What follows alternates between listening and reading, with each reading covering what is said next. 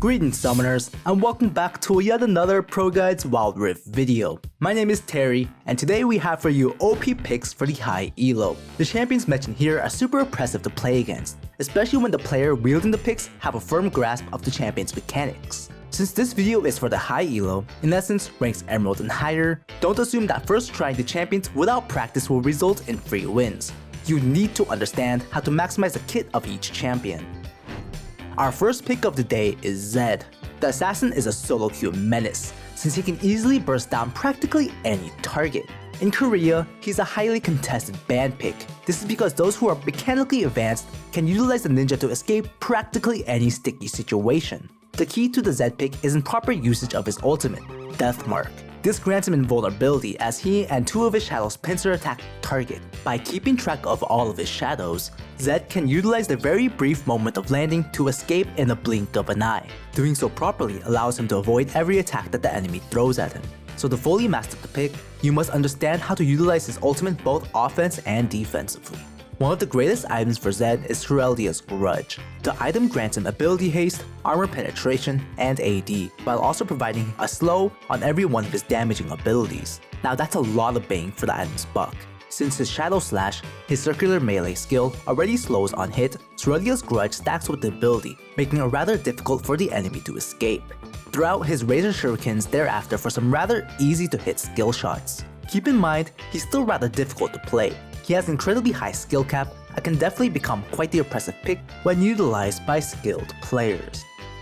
It's time for our question of the day. What do you believe to be your biggest weakness when it comes to Wild Rift? Be real with yourself and don't answer with the typical, "I play perfectly fine and my teammates are always the issue." This is one of the most common excuses in MOBAs. For me personally, I'm too inclined to tilting when the plays I make don't go the way I want them, and I pretty much instinctively throw the game.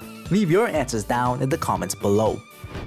The second champion up is Fizz. He's really not balanced at the moment, despite the minor nerfs he received in the past. We also talked about him in our previous video covering the best solo ranked champions for all roles, so be sure to check that video out for more information.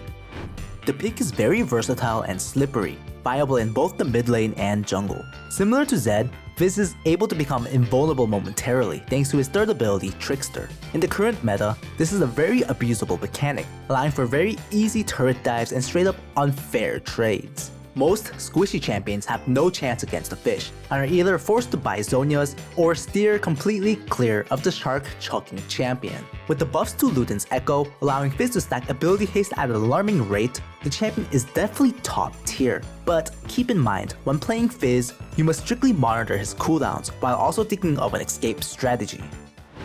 The third champion for this list is Twisted Fate. He's a long way from the garbage tier that he used to be months ago, thanks to the numerous buffs that pushed him to become a top tier pick.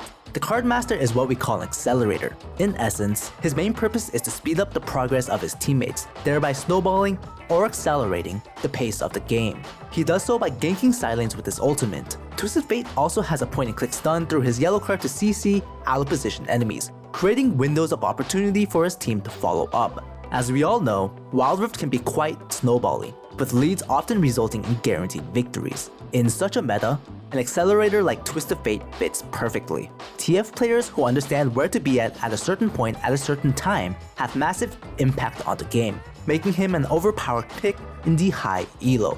Before we move on, we have our daily Discord plug. Our community Discord link is in the description below. We hold regular giveaways and regular events, and if you haven't joined by now, what are you waiting for?